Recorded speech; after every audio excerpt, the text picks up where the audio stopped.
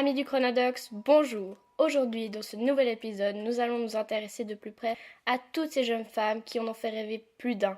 Je nomme les super-héroïnes. Vous l'avez compris, nous parlerons de l'histoire des genres à travers le monde des super-héros. Pour effectuer ce travail, j'ai dû me pencher sur toutes sortes de documents, des films et des images. Mais pour mieux vous faire comprendre mes idées, je travaillerai sur une héroïne en particulier. Elle est sans doute la plus connue. Elle se nomme Wonder Woman et représente le féminisme absolu. Je vous souhaite la bienvenue dans le monde du combat pour l'égalité.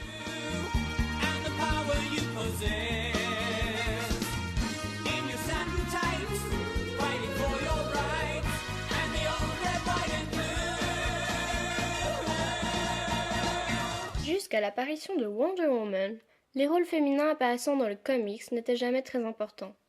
Il s'agissait le plus souvent de la petite amie du super-héros qui était en danger, ou de la méchante antagoniste fourbe et vénale. En effet, Wonder Woman est lancée dans les comic shops en 1941, au moment où les femmes devaient assurer le travail des hommes partis à la Seconde Guerre mondiale.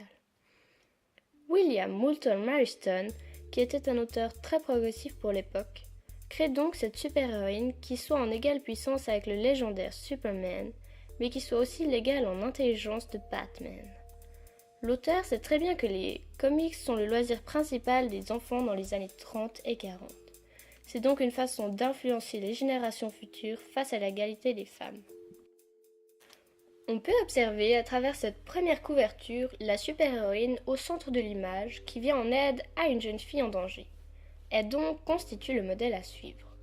Elle maintient la bouche du dinosaure ouverte, ce qui montre sa super force, et n'hésite pas à se mettre en danger pour ses compatriotes. Sur bien d'autres affiches, il est possible de trouver la représentation de Wonder Woman qui met en avant toutes ses qualités de super-héroïne. En effet, Wonder Woman peut utiliser ses bracelets pour guider les missiles, dévier les tirs avec des réflexes étonnants. Elle possède également un lasso doré fait à partir du corset de Gaïa, déesse de la mythologie grecque, qui force son adversaire à dire la vérité absolue.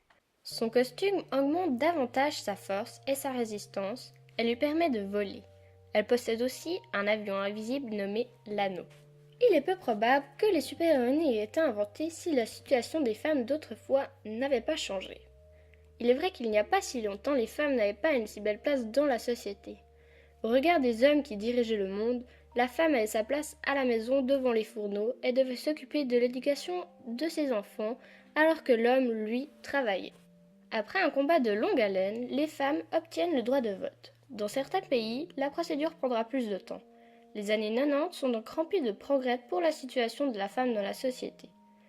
Grâce à des auteurs et éditeurs aux visions plutôt ouvertes, tels que le conseiller éditorial William Moulton Marston, les super-héroïnes commencent à prendre de l'importance dans les comics.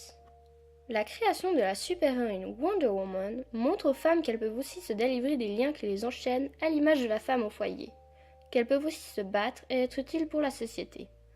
De plus, pour montrer à quel point l'héroïne est importante, elle fera partie des membres fondateurs de la Ligue de la Justice d'Amérique dans les années 50, aux côtés des super-héros emblématiques tels que Superman, Batman ou encore Flash. Cependant, cette avancée plutôt importante est souvent qualifiée comme un échec du héros féminin. Car comme vous avez sûrement pu le constater si vous avez déjà lu ou vu des comics, ils sont remplis de normes androgenrées, c'est-à-dire des normes construites et partagées sur des visions masculines. En premier lieu, on le voit dans le physique et les costumes de nos super-héroïnes. Toutes ces femmes sont représentées comme des femmes super bien foutues, c'est le cas de le dire. Une forte poitrine qui attire l'œil, des hanches larges, en bref, des formes hallucinantes que les lecteurs masculins ne peuvent qu'apprécier. Pour couronner le tout, un costume super moulant et un joli décolleté, pour ne pas trop en montrer, voyons. Selon Christophe Peter, les représentations des super-héros ou héroïnes sont révélatrices de deux modèles de corps sexués ayant deux objectifs opposés. Le corps masculin est un corps qui agit dans un but d'efficacité, à rebours du corps féminin qui est un corps qui se donne à voir avec un souci esthétique. On parle aussi de super-pouvoirs super-sexués. Thierry Rogel, auteur de l'ouvrage Sociologie des super-héros, met en évidence que les pouvoirs des super-héroïnes relèvent de la sorcellerie ou de la magie.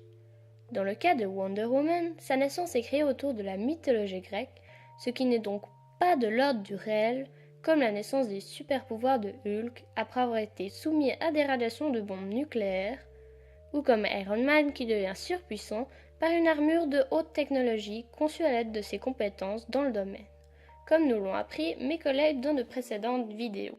Les super-héroïnes sont souvent plus enclins à se battre corps et âme pour l'amour. Plutôt que de sauver la planète, elles défendent leurs enfants. Ainsi, Wonder Woman combat ses ennemis nazis dans les années 40, mais avant tout par amour pour le capitaine de l'armée américaine, Trevor. Cependant, la super-héroïne en dehors des bandes dessinées sera aussi connue pour l'adaptation télévisuelle de ses aventures, avec Linda Carter comme actrice pour le rôle principal. La série sera diffusée aux États-Unis de 1975 à 1979. D'autre part, elle est parue aussi dans des séries de dessins animés dans les années 1970 et 1980, et puis dans la Ligue de la Justice dans les années 2000. Elle apparaît dans le film Batman vs Superman, l'aube de la justice, en avril 2016, où dans son entrée, on peut observer toutes sortes de stéréotypes que l'on a pu voir tout au long de ma vidéo. La sortie du film des super-héros américains Wonder Woman est prévue pour 2017. Le film racontera l'histoire de l'Amazone qui quitte son foyer. Combattant dans une guerre, la princesse Diana, sous son vrai nom, découvrira l'étendue de ses pouvoirs. Le combat des femmes n'étant pas fini de nos jours, je vous laisse en compagnie de mon professeur Monsieur Paco pour tout vous faire découvrir sur les 99. Merci de m'avoir écouté jusqu'à la fin. Mes aventures dans cette saison de Chronodex arrivent à leur fin. Je vous souhaite donc un bon visionnement pour cette dernière vidéo.